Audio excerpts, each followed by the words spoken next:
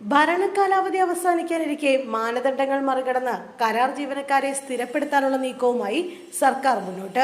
മുമ്പ് സമാനമായ രീതിയിൽ നടത്തിയ നിയമനങ്ങൾ കോടതി തടഞ്ഞ അനുഭവം നിലനിൽക്കെയാണ് പുതിയ തീരുമാനം. തദ്ദേശ സ്വയംഭരണ സ്ഥാപനങ്ങൾ, സാംസ്കാരിക കേന്ദ്രങ്ങൾ, നഴ്സറി സ്കൂൾ തുടങ്ങിയ മേഖലകളിലെ താൽക്കാലിക ജീവനക്കാരെയാണ് ഇത്തവണ സ്ഥിരപ്പെടുത്തുന്നത്.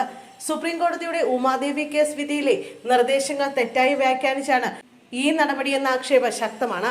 ഒറ്റത്തവണത്തേക്ക് മാത്രമായി അനുവദിച്ച ഇളവുകളെ പൊതുമാനദണ്ഡമായി സർക്കാർ ഉപയോഗിക്കുന്നുവെന്നാണ് ഉയരുന്ന വിമർശനം. ധനകാര്യ നിയമവകുപ്പുകൾ ഈ നീക്കത്തെ എതിർത്തിരുന്നു. ധനവകുപ്പിന്റെ മുൻ ഉത്തരവുകൾ പോലും മറികടന്നാണ് മുഖ്യമന്ത്രിയുടെ പ്രത്യേക താൽപര്യപ്രകാരം ഫയൽ മന്ത്രിസഭയിൽ എത്തിച്ച് അനുമതി വാങ്ങിയത്.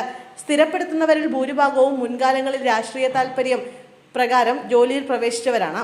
VS ഉമ്മൻചാണ്ടി സർക്കാരുകളുടെ കാലത്ത് നിയമിക്കപ്പെട്ടവരും ഈ പട്ടികയിലുണ്ട്. ഒന്നാം പിണറായി സർക്കാരിന്റെ കാലത്ത് നടത്തിയ സ്ഥിരപ്പെടുത്തലുകൾക്കെതിരെ PSC റാങ്ക് ഹോൾഡർമാർ കോടതിയെ സമീപിച്ചിരുന്നു.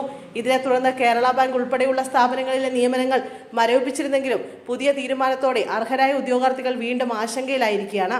10 വർഷമോ അതിലധികമോ സർവീസുള്ള താൽക്കാലിക ജീവനക്കാരെയാണ് പ്രധാനമായും പരിഗണിക്കുന്നത്.